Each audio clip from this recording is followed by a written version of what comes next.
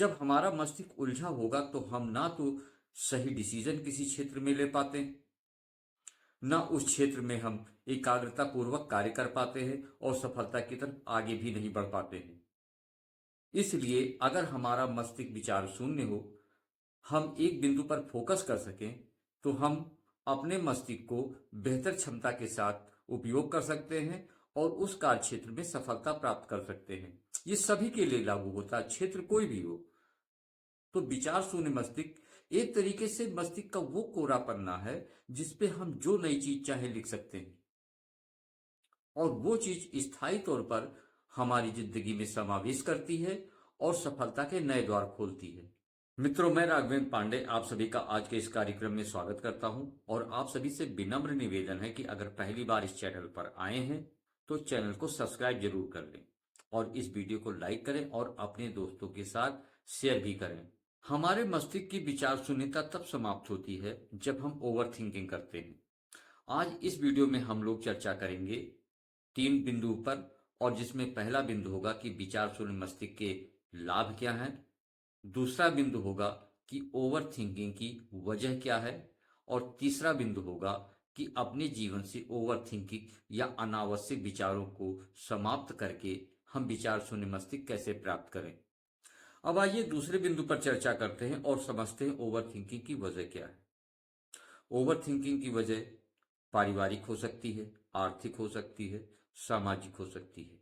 ये तो एक नेचुरल चीज है। आर्थिक में जब पैसे की दिक्कत हो या हमारी अर्निंग पे असर पड़ रहा हो या हमारी ज़रूरतें ज़्यादा हो। इसके अलावा पारिवारिक, जब परिवार में कोई समस्या हो तो ओवर थिंकिंग हो सकती है।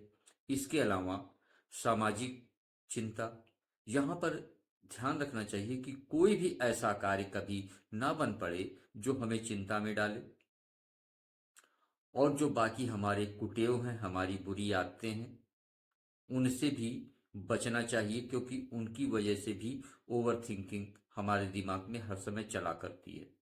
अब ये कुटेवों को देखना चाहिए कि हमारे अंदर क्या गलत आदतें हैं, क्या कमियां हैं, और अपनी कमियों को स्वतः दूर करना चाहिए। अब यहाँ पर थोड़ा ओवर थिंकिंग के दुष्परिणाम के बारे में भी चर्चा कर लेते हैं।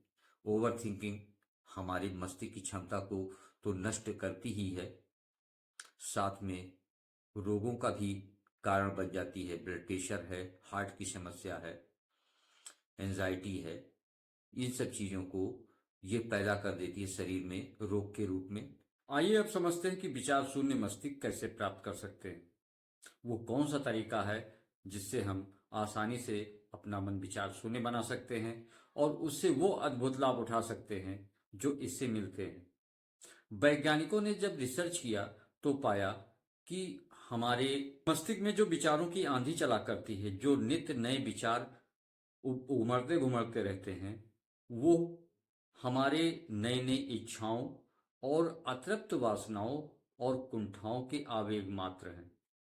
उन्होंने रिसर्च में ये भी पाया कि हमारे हर एक श्वास के साथ में नई इच्छा का जन्म होता है। प्रत्येक श्वास के साथ में नई इच्छा का जन्म होता है।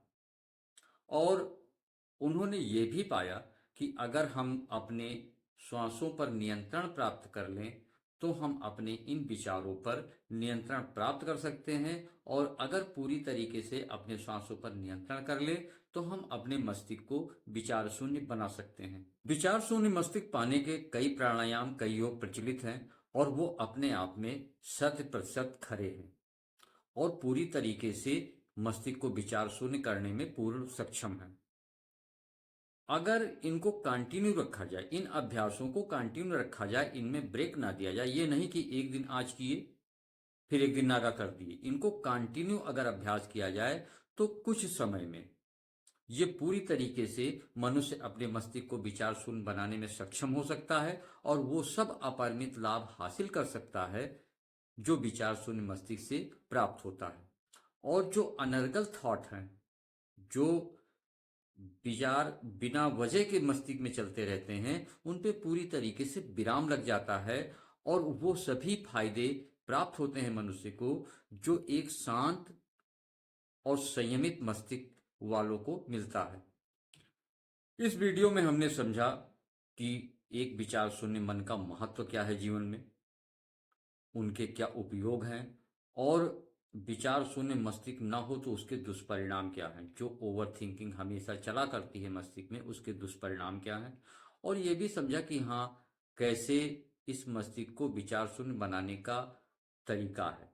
मित्रों, भाग 1 में इतना ही। आगे भाग 2 में हम लोग कुछ अन्य रहस्य जानेंगे, कुछ अन्य राज खुलेंगे, और उसमें जानेंगे कि वो कौन से योग है, कौन से प्राणायाम है जिससे हम अपने मस्तिष्क को विचार शून्य बना सकते हैं और उससे अपरिमित लाभ ले सकते हैं। मित्रों, भाग 2 देखना ना भूलें, क्योंकि उसमें कुछ ऐसे रहस्य बताए जाएंगे जो कि बहुत ही महत्वपूर्ण होंगे।